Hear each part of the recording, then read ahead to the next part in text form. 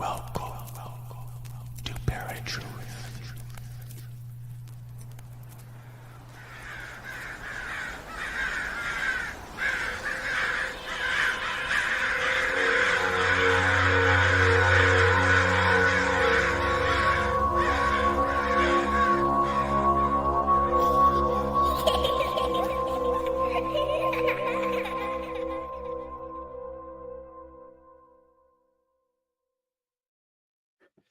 How's it going, ParaTruthers? Welcome to a brand new episode of ParaTruth Reborn. This is a pre-recorded show on 107.7 FM New Orleans, 105.3 FM on the West Coast, and United Public Radio Network. My name is Justin, and Eric is gone this week, but he will be back very soon. But today I'm going to be bringing on Jaycee to kind of co-host with me to talk about crystal healing for daily life. Daily stress.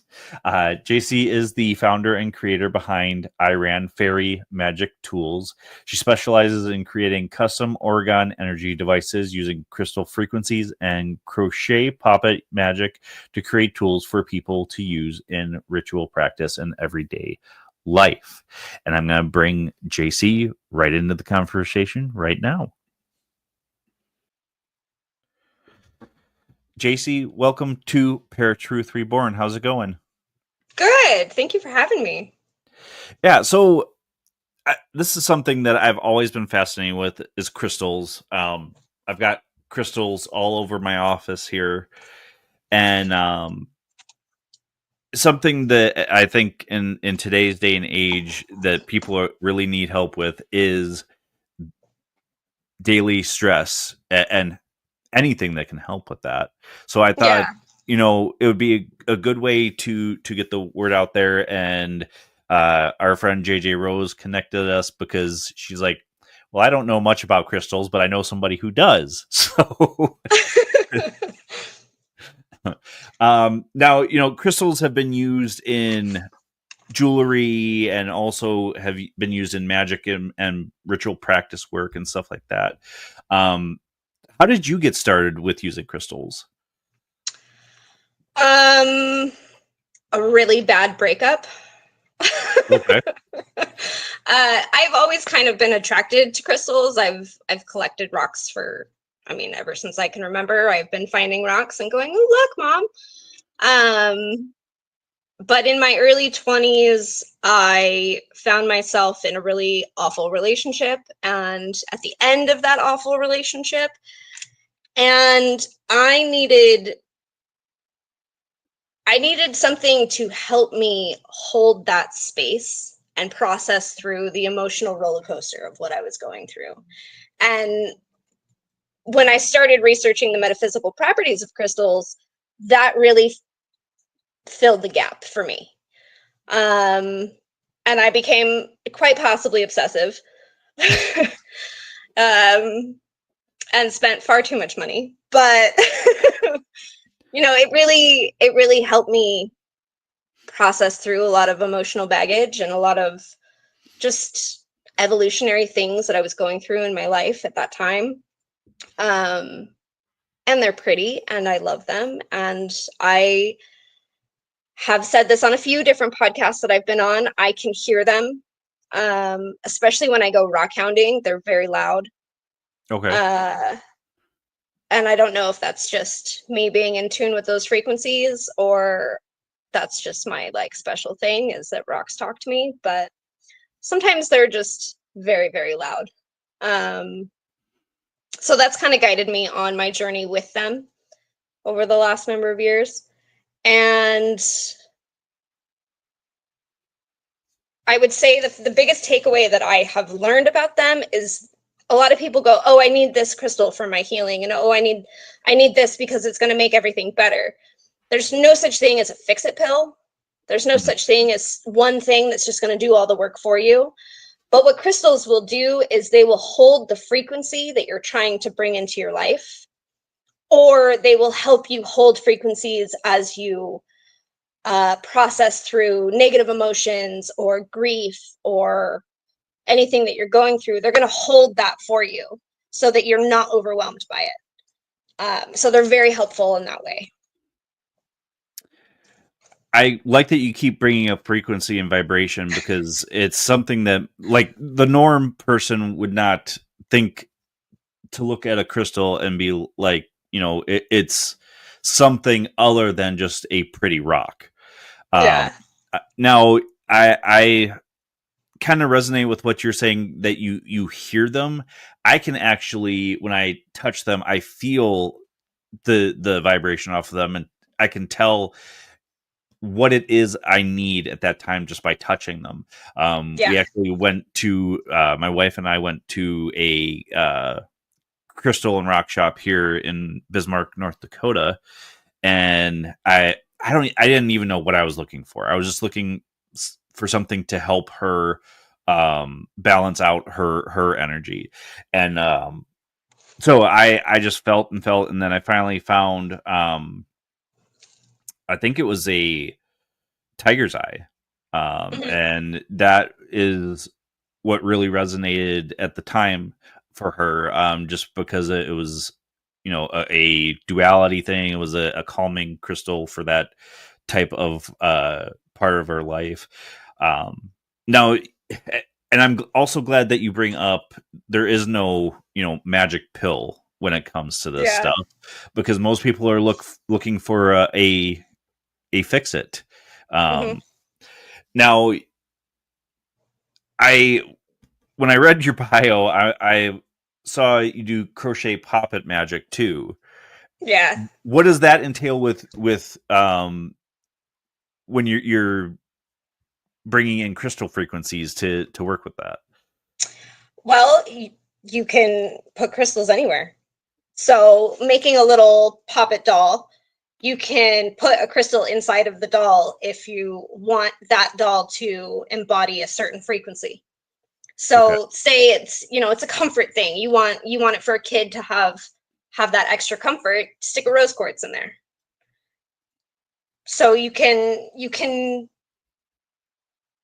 influence the frequency of the poppet doll and the intention that you put in the doll with a crystal that will hold that space and embody that. And it's an additive to the magic already set in each of the stitches. Okay. Now, do you consider yourself a psychic medium, a sensitive?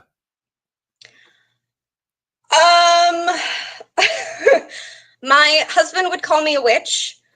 A handful of people would probably say that I'm psychic. I don't really resonate with any of the modern labels. I call myself a practitioner. Okay. Because it's all in the practice of doing the thing.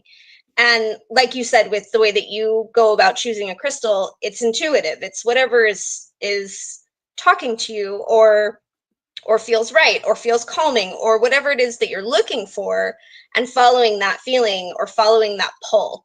I do rock hounding as often as possible. And I often tell people, they'll go, "Oh, well, how did you even find this? It was in the most obscure place. Like, we weren't even anywhere near there." I literally feel a pull, and I just follow that pull. And it leads me to finding a cool rock, or finding an abalone shell, or whatever the case may be. And I use that same thing in my daily life and my daily practice of following the pull of, oh, give this stranger a compliment on their shirt, and maybe that'll turn their day around, or whatever the case may be. So yeah, I call myself a practitioner, but I would probably fall into a handful of categories. Just like JJ Rose, I've got a list of stuff. But I call myself a practitioner.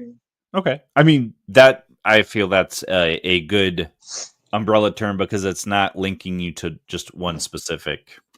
Yeah, I kind of dabble in a whole bunch of stuff. I do candle magic, and I make orgonite, and I do a lot of work with crystals and rocks, and so it's finding that umbrella term that doesn't wedge you into one tiny box has always been kind of my goal. So yeah. Well, I work with a lot of local musicians because I work for a nonprofit that has a community access TV and radio station, and whenever the local people send me their music, I try to ask them, what genre do you feel this would fall into, Mhm. and everybody has it is become so different today compared to way back in the day where you were stuck in just this specific, we'll just say, Yeah. genre, and I Yeah. mean, it's so much different now. Um, so what is Orgone? Because I've never heard of that before. It is a combination of organic and inorganic compounds that you put together to attract life force energy.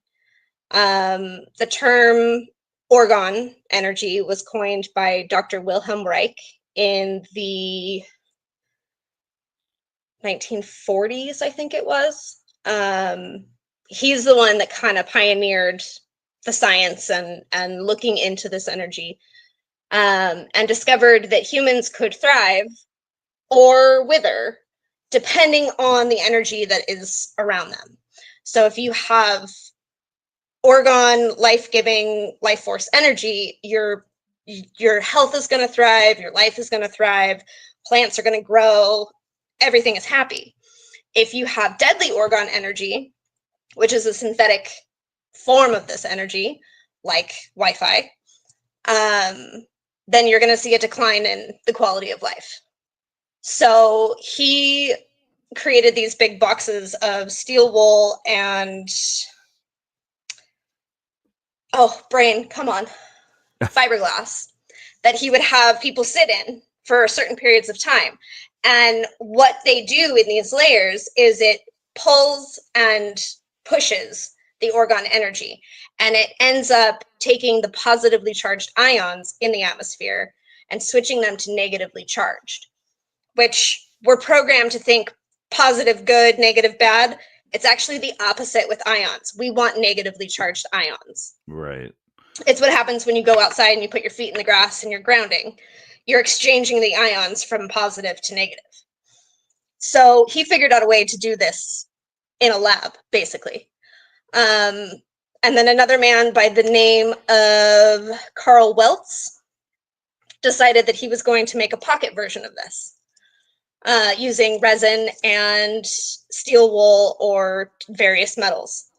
And then you have another couple, Don and Carol Croft, who started adding crystals into that.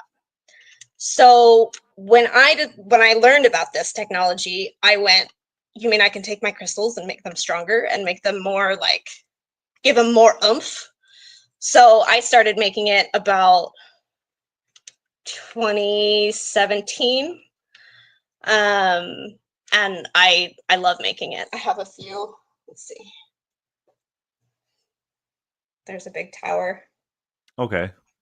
And it's literally just layers. Like, you've got a lot of quartz crystal on the top, and then I have my metals matrix, which is different metal powders that I mix into the resin. And then more crystals, more metals matrix, crystal, metals matrix, crystals on the bottom. So it's that layering that gives the scrubbing.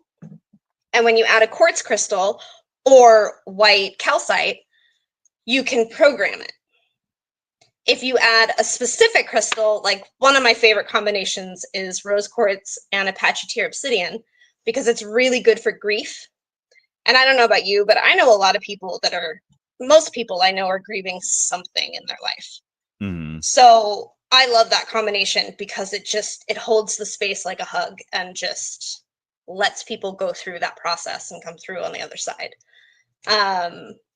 So yeah, I make pendants and pyramids and towers and pieces you can put in your pocket and all sorts of stuff for people to use. Now, do you feel that helps better than just using just a single crystal or multiple crystals themselves? I think it depends on the goal. I think if you're a human that is very immersed in society and you're taken away from the natural world, it's good to have a lot of tools at your disposal. Orgonite like I said, it does the exchange of the ions. It also draws in life force energy.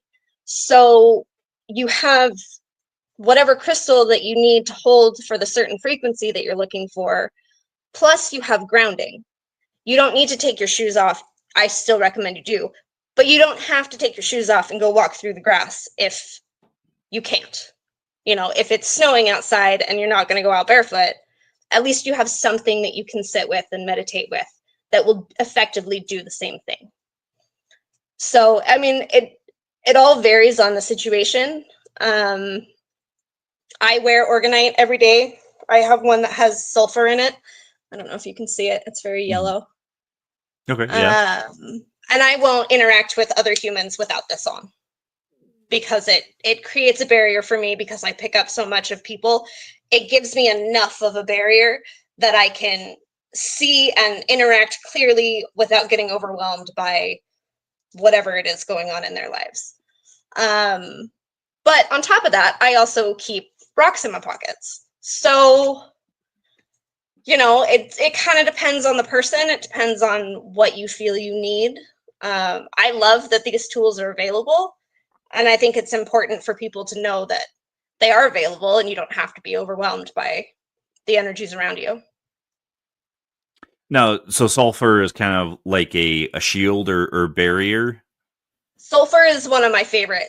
When it comes to protective stones, I love sulfur for it. Okay. I kind of see sulfur like the sun.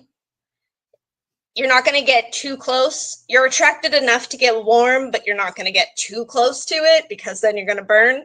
So it's friendly and it's warm and it's a happy stone, but it's also has strong boundaries and keeps a nice distance. Okay. If that makes any sense. I don't know. Yeah. So for people that are going through life, and I'm sure it probably depends on the type of stress, Mm-hmm. but what are some of the stones that people can use to help alleviate the different stresses of their lives? Well, do you know very much about color theory or the chakras? Yes. So apply that to the stones. If you're feeling like you can't catch your voice and nobody's listening to you and you just can't, like everybody's ignoring you and talking over and you just can't say your piece, a solid blue stone is going to be really good for you. Something like lapis lazuli or Larimar would be really good. Celestite would be really good. Any of the blue stones, especially the darker saturated blue stones, are going to be great for that. Additionally, blue stones are calming to the emotions. So they're going to keep you they're going to help you stay in a bit of a stasis with your emotions so that you're not overwhelmed or you're not peaking in a high or a low.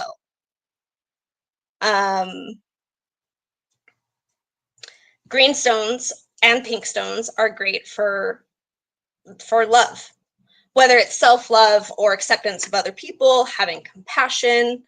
Rose quartz is always a really good go-to. I personally love pink kunzite. It's one of my favorites. And then there is lepidolite, which is kind of a pinky purple mica stone. It's a bit flaky if you find it in the raw form. But that one has a ton of lithium in it, and it's a really good antidepressant. So, yeah, so if you kind of follow along with color theory or with the chakras, that is a really easy way to go, okay, I'm not feeling safe. What do I need? A red stone is going to be really good for that. Carnelian or a red jasper or mahogany obsidian even. That's going to give you a solid foundation. If you want to see a situation clearer, a purple stone like amethyst would be great for that. Tapping into the third eye. So that's my go-to whenever somebody that's kind of beginning with stones asks me.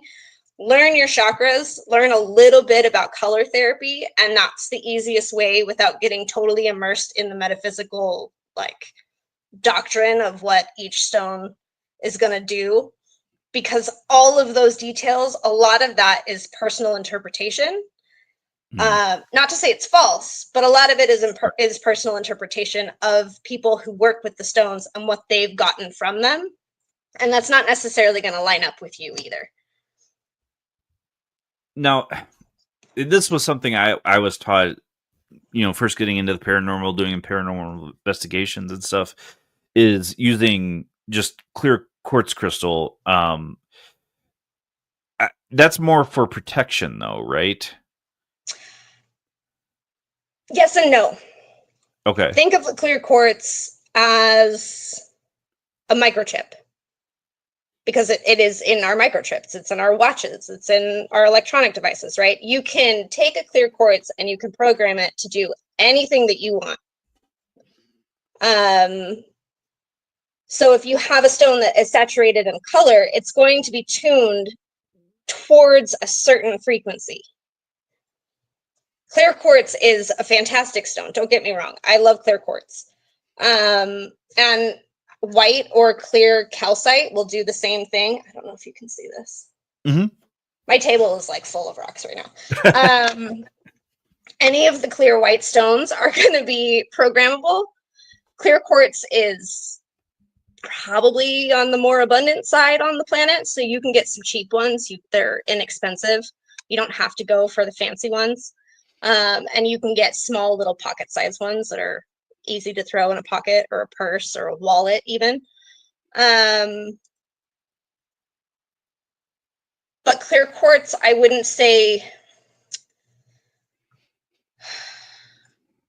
it's easy to pin down one specific use for it, because it holds a spectrum of rainbow in it. It's going to give you the full spectrum of everything. Okay. Now, I'm sure there's going to be a lot of people that are skeptical of this conversation. Sure. What can people do, or how can you explain it to those that are skeptical to help them realize that crystals can help? Study the light spectrum.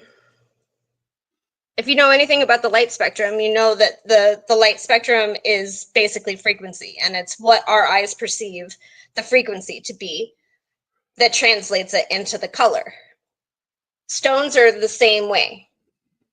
They're going to hold those frequencies of the different colors in the light spectrum. So you can kind of measure that or get a basis by what the color is. And then if you go into the light spectrum, you're talking about light waves. So are they long waves? Are they short waves? Are they fast waves, slow waves? Whatever the case may be, there's your physical scientific backing. And again, we also use quartz in all of our electronic devices.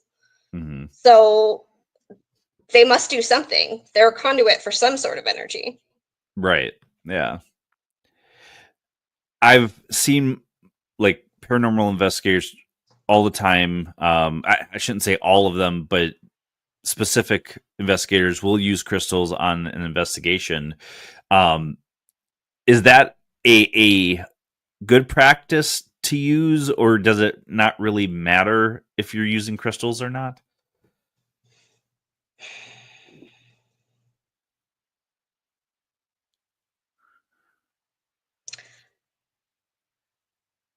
This gets into kind of a fuzzy range, because in magic,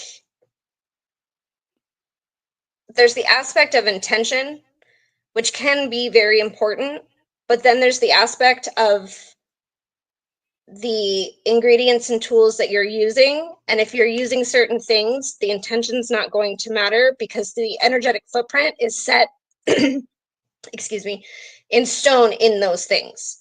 So if you're using mint to try to slow things down, you're using the wrong tool. Mint is going to speed things up.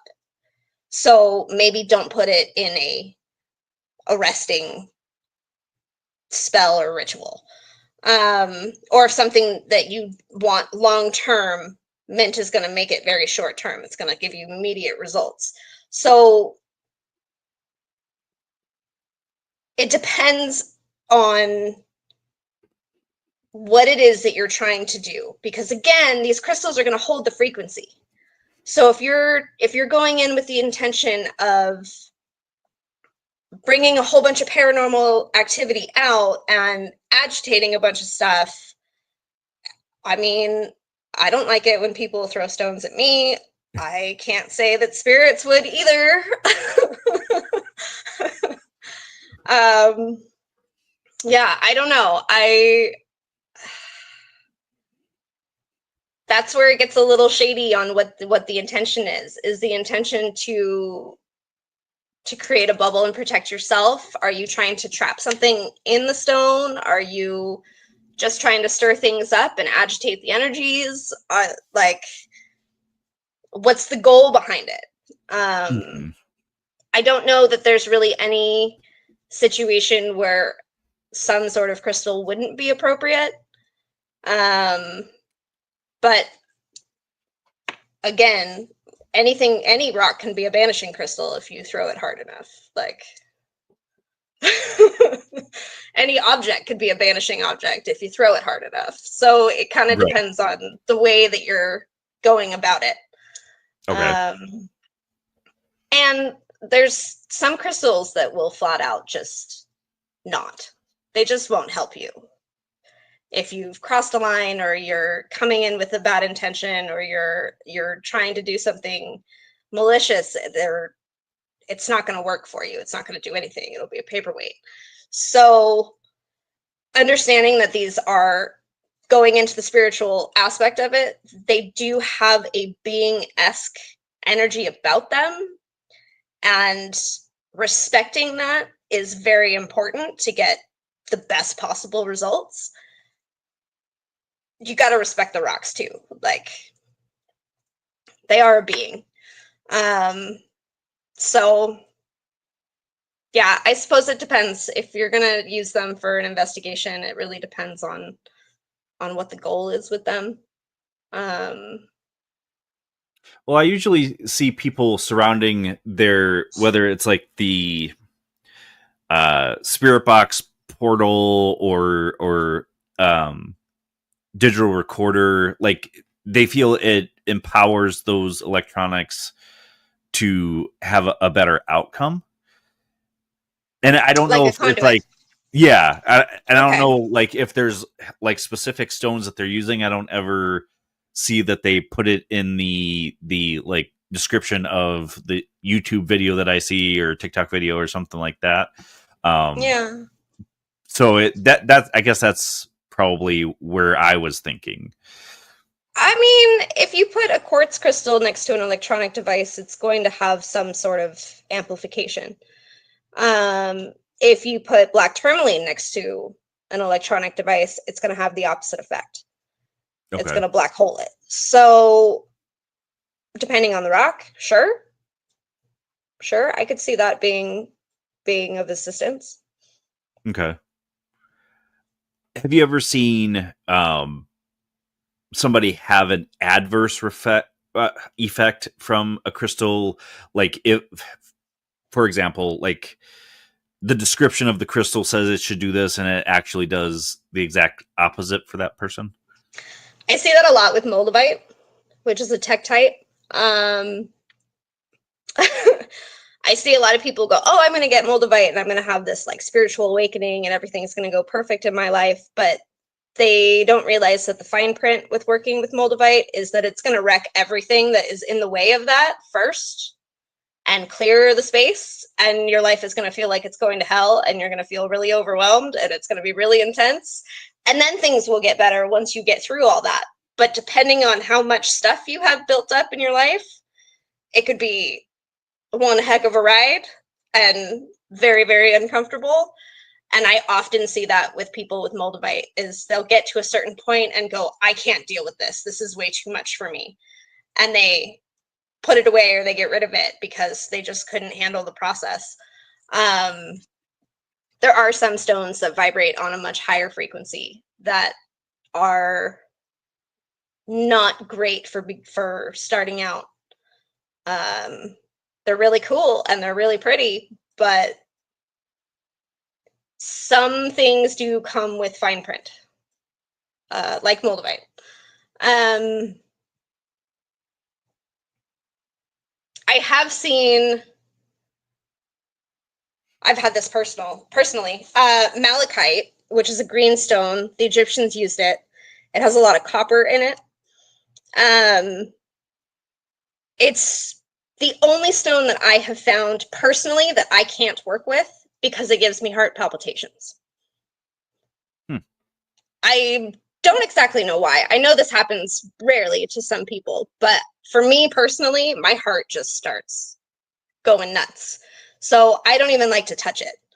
I will put it in orgone pieces if it's specifically requested. But when I do that, I'm wearing gloves. I'm handling it with tweezers. Like I'm not actually touching the stone. And the only thing that I have found that reverses that is to get away from the stone and get a stone like rose quartz or pink kunzite to calm my heart back down. So, yeah, I don't know if that answers your question. No, yeah, it absolutely does. Now, some people would argue that maybe it's the organic part of that crystal that could cause that. I mean, is that a possibility? That could be. There are certain stones that you want to only handle in their polished form because the dust will get into your pores. You'll breathe it in. It'll get into your body, and you don't necessarily want these things in large quantities in your body. It's like asbestos. You really don't want to breathe asbestos in, but asbestos is also a mineral. So, right. You know, there's a good handful of them that are put on the toxic list that you don't want to handle in its raw form frequently. It's not going to kill you necessarily, but it could have some adverse effects over time.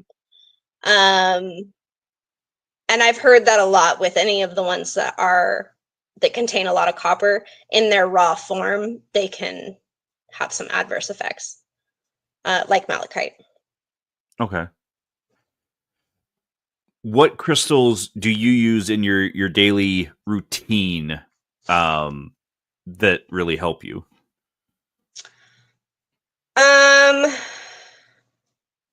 I work with calcite a lot. Calcite's probably calcite and jade are my two favorites, and my sulfur. Calcite comes in like every possible color. So depending on how I'm feeling, if I feel like I need some grounding or if I feel like I'm just kind of sluggish and I need to like boost energy levels or whatever the case may be, calcite is a great one because you've got yellow, pink, green, blue, clear, like brown, red, the list goes on. It comes in every color. Big Sur jade. I used to live in California and I used to hunt for Big Sur jade. So I carry this particular piece with me everywhere. Okay. Which is a piece of Big Sur jade. And jade has always been my go-to because it's very grounding, but it's also very loving. So for me, it feels like I just have a constant hug and I'm good to go. Yeah, those would probably be my main go-to. When I started my crystal journey, I kept a big wooden bowl in my car with like, I don't know, 35 crystals in it at all times. So I would switch between lepidolite or kunzite or jade or calcite, or if I was dealing with any kind of like achiness in my body or backache or shoulder ache or anything like that, I would carry around amber, which is great for pain. Long journeys, I like Mookite Jasper, which is this really pretty red and yellow jasper. And that's really good for if you're traveling. It's considered to be a journey stone. Yellow jasper is also good for traveling. So when I lived in California, I drove around a lot for my job. So I would have days where I was in the car for 8 hours going from one end to the other end of the Monterey Bay area. What else?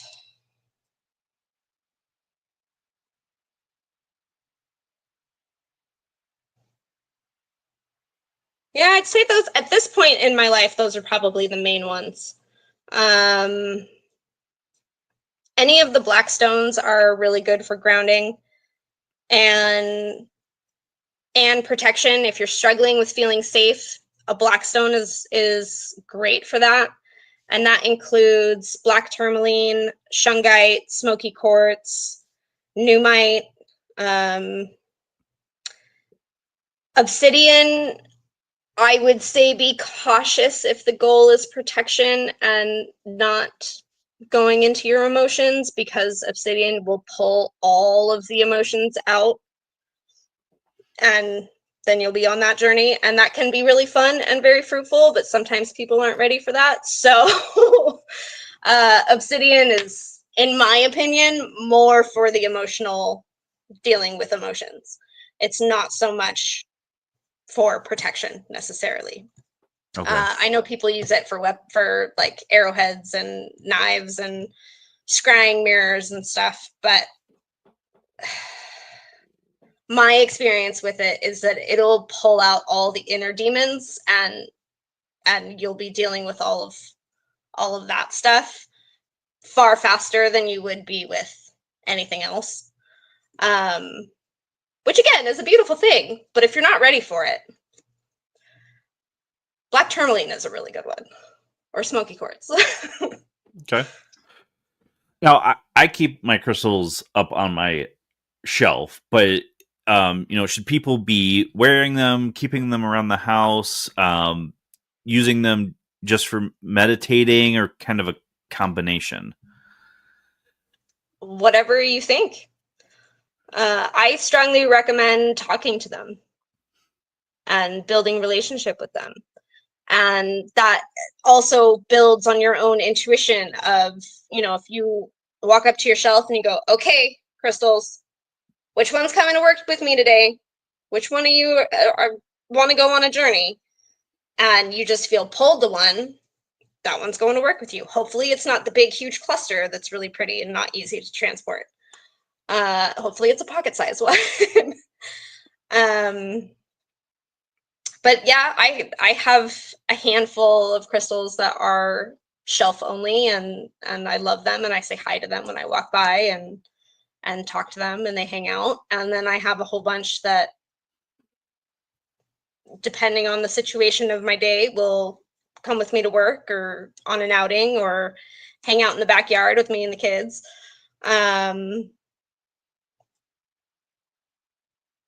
So yeah, I follow that pull.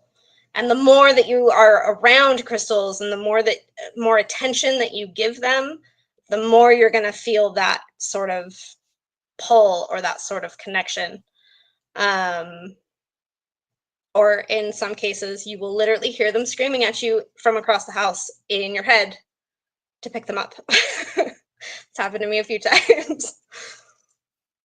Now, I've got some that are polished or carved into different shapes, and something that has always called to me, especially when picking out stones, are those that are what we would call crystal skulls. And I'm not talking about the ones that they found years and years ago in South America, and Indiana Jones made a movie about it, and whatever. Does that type of thing have a significance when you're trying to choose a stone to use? The shape of it? Yeah. Yes. With specific carvings, you are adding the energetic footprint of that carving. So if you have a crystal that is in the form of an animal, say it's a totem animal or an animal that you just love, it will have the added energetic footprint of the qualities of that animal.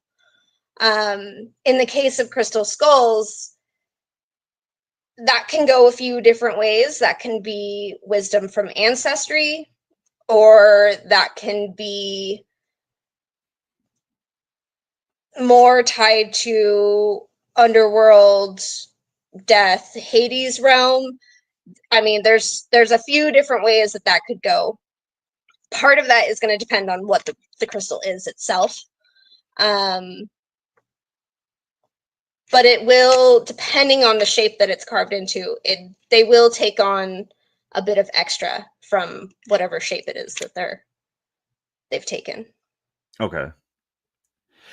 The funny thing is, although I am attracted to crystals that are not put into different shapes, I don't know why skulls have always been a fascination of mine. So, of course, that always is something that pulls me if a crystal is carved into a skull.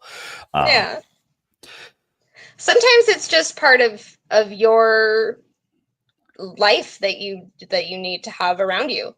It could be a soul contract of some aspect that you are supposed to fulfill, and it's going to help you in that. Okay. Has there ever been a time where you were surprised by a crystal's impact on your daily life?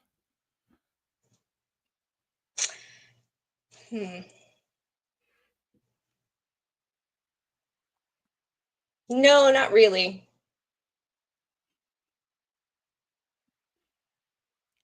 Sometimes I am surprised by the stones that other people choose, though.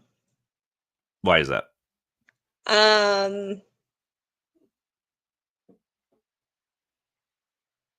Well, I guess sometimes we just don't know people as well as we think we do, and sometimes it's a stone will speak up in my head. This is specifically for when I'm doing customs for people. A stone will speak up for in my head, and then they'll request something very specific, and it'll be like opposite frequencies. So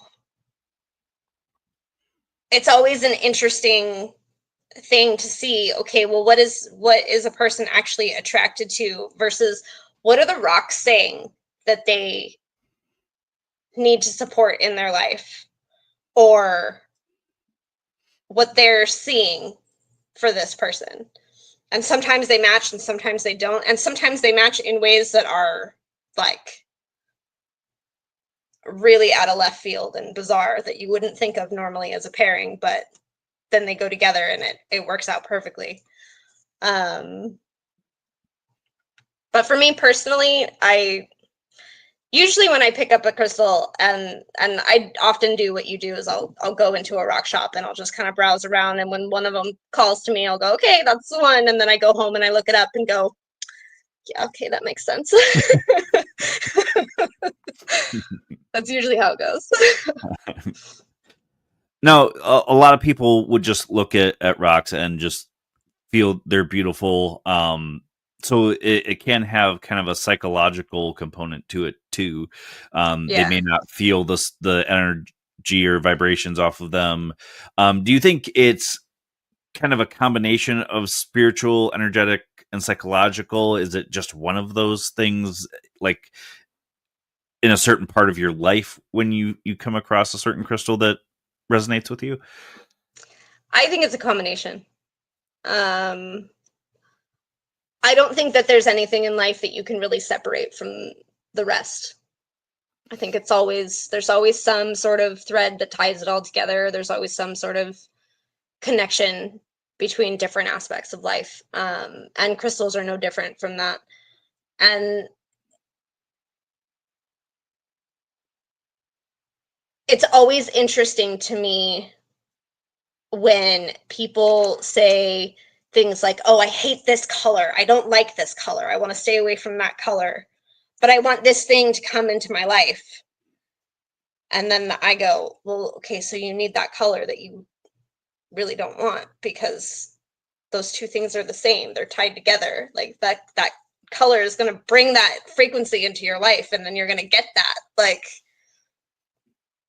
so let's figure out what the resistance is to that color. What are you tying to that color that is so negative for you that you don't want, so that we can figure out how to get this thing in and get this frequency into your life. So yeah, I think psychology and life experience and every interaction with any given human is going to play a part. Okay. Now, something that you just said kind of brought a memory back for me. We went to a homeopathic doctor because my wife has had some health issues where normal doctors are not coming up with an answer. And the doctor was prescribing or she was giving my wife different herbs to hold, and if she wasn't able to hold it up very long, the doctor would tell her that then you need this particular there's a deficiency mineral. Yeah. So that, talking about the color just randomly sparked that in my mind, because it's very much the same path of thought. Yeah. There's a couple different ways of doing what you're describing.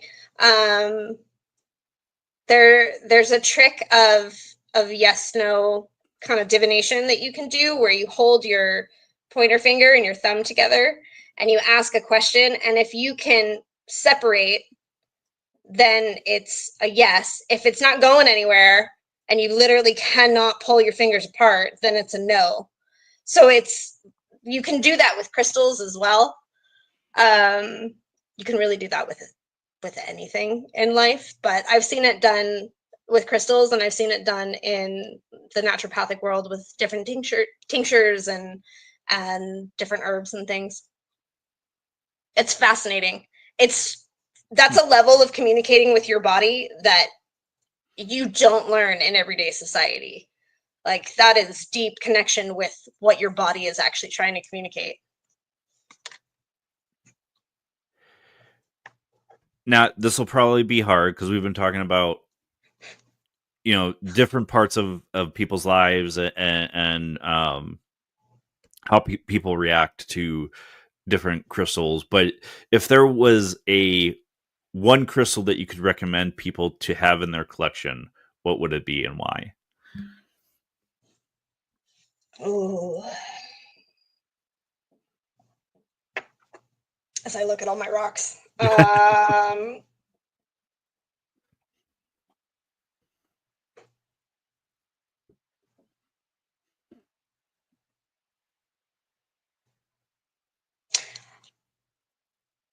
I would say clear or white calcite.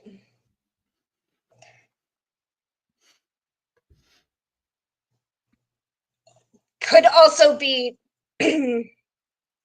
substituted with clear quartz, but the reason why is because it holds the rainbow within them. So any of those clear stones, even Herkimer diamonds, which is another kind of quartz, it just comes out of the earth in a very specific shape.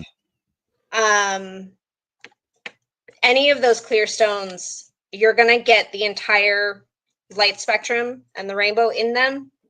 So you can tap into any frequency with those stones. Yeah, I would say that's a basic, like, must have if you're gonna go down the path of crystals. Getting a clear stone, whether it's quartz, Herkimer diamond, clear calcite, any of the clear stones that has the rainbow spectrum in it. Okay. Now, I can talk about my personal experience with crystals, but how has using crystals in your life impacted you or changed your life personally? I talk to more inanimate objects than I ever did before rocks. And when I get the funny look, because I'll be at work and I'll be talking to, a box of stuff and like telling it what I want it to do or telling it to stay. And then I always get the funny look from somebody walking by, and my go-to phrase is, they're not going to listen if you don't talk to them. So yeah, I would say that's probably the biggest change in my life, is that I talk to every inanimate object in my surrounding area consistently.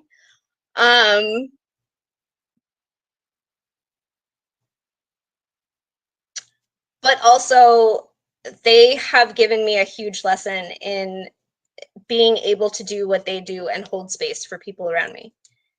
And if I didn't have the experience of that space being held for me by them, I don't know that I would be where I am today in my ability to do that for other people and to just be present without any judgment or agenda or input or advice or anything like that, to just hold a space and just let somebody just be in whatever state that they're in.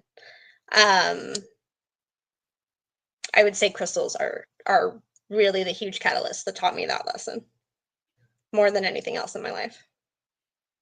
Now, you mentioned you have a husband and kids. How have they reacted to you using crystals? Have you tried to get your kids to incorporate that into their lives? My daughter loves all things shiny. She's an absolute little fairy. Pink and shiny. It's like, that's her favorite thing in the world. She tries to help me arrange my crystals, which they and I don't always like, but we let her do what she does. My oldest son, who's a teenager now, he's just kind of meh. He used to collect rocks and fossils when he was younger, and now he's more into video games. So, but there's still hope for him that he'll turn around. And then my middle son, he has this just innate intuition with them. He will hold them and he'll sit and he does the meditation pose, cross-legged, and he'll sit there and he'll do the Om sound, and like he goes full into it. And my husband, it's taken a few years, but some of the rocks that are on my table right now are actually his, that I asked to bring over.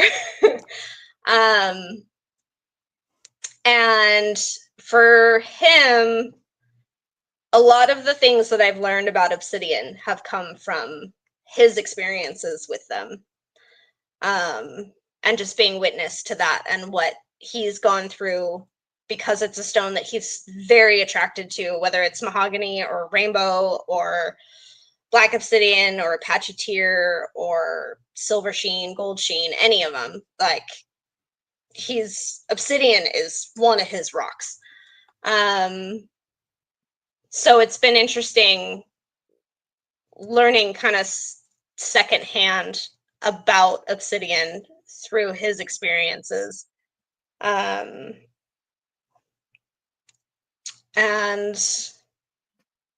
yeah, we have a lot of rocks in my house. I could take you on a tour, but it might take a minute. Because there's a lot. Well, and a lot of the stuff I got when I was in Nebraska, because I was away from my wife, so I was just trying to think of things for, to make myself feel better, things for her when I got back as a gift. Yeah. So I mean, I totally agree. We've got crystals kind of everywhere because I'm obsessed, basically. Yeah. For the person that really wants to start using crystals in their life, what kind of advice would you give to them?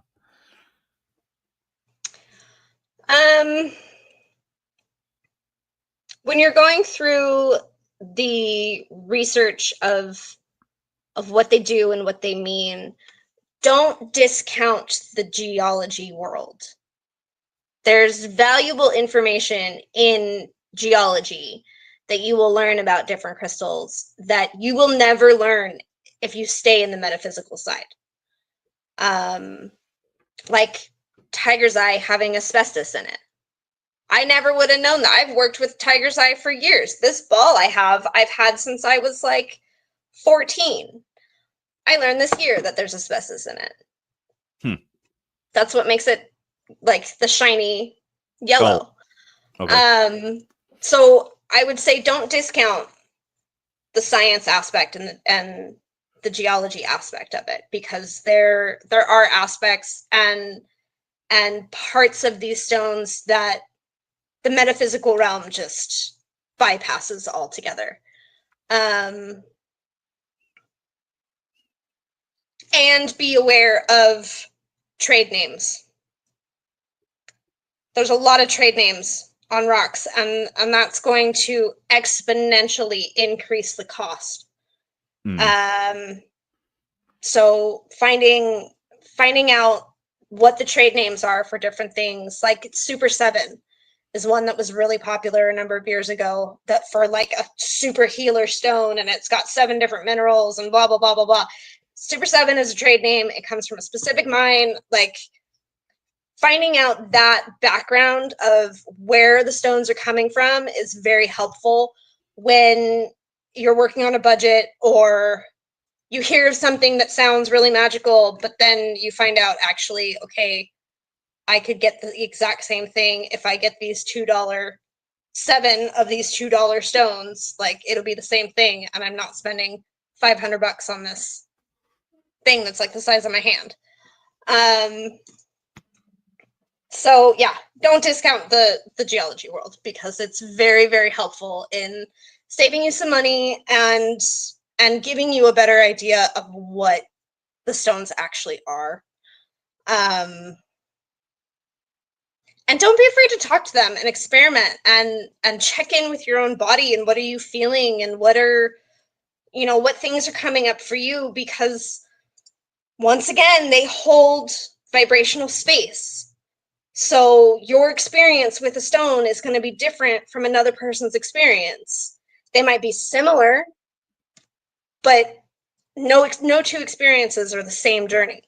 So don't be afraid to experiment. Okay.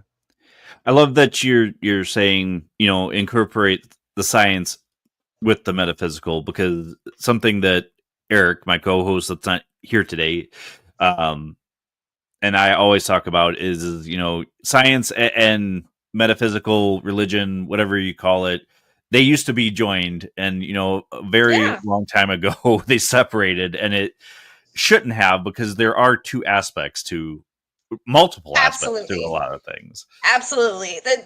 All we wanted to do was figure out how to explain God, right? So how do you explain the divine? Well, you dissect it, and you look at the natural world around you, and you tear it all to pieces and figure out what it's made from. That's what science does. Is it just takes things apart and goes, okay, how does this work? Right. And that same thing can be applied to crystals. If you know I'm not saying go into chemistry. You don't have to go super deep. Like, if you want to be an alchemist, go for it, but you don't have to go that far. But having a basic understanding of, some things shouldn't be handled when they're in their raw form. Cinnabar, for example, don't handle that in its raw form. If it's a polished thing, it's not going to kill you. Maybe don't lick it. Just a recommendation. But, it's the ornate box is not going to kill you if it's sitting on the shelf. Like, you don't have to be afraid of these things, but be smart. Okay. And maybe don't lick any rocks unless they tell you that it's okay, because it's probably not good for your teeth. It's a hygienic thing, yeah. I guess. It's like chewing ice. It's probably not good for your teeth. Right. Yeah. All right. Well, we are getting close to the end of the show. So if somebody wanted to reach out to you and get your advice, where can people find you? The mic's all yours. The best place to find me is Instagram. I do have a link tree that has a list of my business and personal Instagrams, as well as other podcasts that I've been on. Yeah, Instagram is probably the best, and it is Jayce _ Irann.Faerie, I think. It's been a while since I've looked at it. It's also been a while since I've been on a podcast. So yeah, I will make sure that you have that link though, for your show notes. And Yeah, you had sent it, so I'll have it. Yeah, in the show notes perfect. for sure, in the description. Yeah, the link tree it has all my stuff. So anywhere in there, you can contact me directly through it too. I think it goes to my email. So. Okay. All right. Well, I'm going to put you in limbo so I can close out. So bear with me, and I'll have you back in just a minute. Okay. All right, folks. Make sure you check out Jayce and all the different stuff that she does. What an amazing conversation, because, you know, I can say that I know things about stones or crystals, but truthfully, I can only go by the research that people are giving me. So make sure you check out all the great things going on with ParaTruth Reborn. Make sure you like, share, subscribe wherever you listen or watch. Again, this has been a pre-recorded show on 107.7 FM New Orleans, 105.3 FM on the West Coast, and United Public Radio Network. Until next week, where you'll find us same time, same channel. My name is Justin. Talk to you guys later.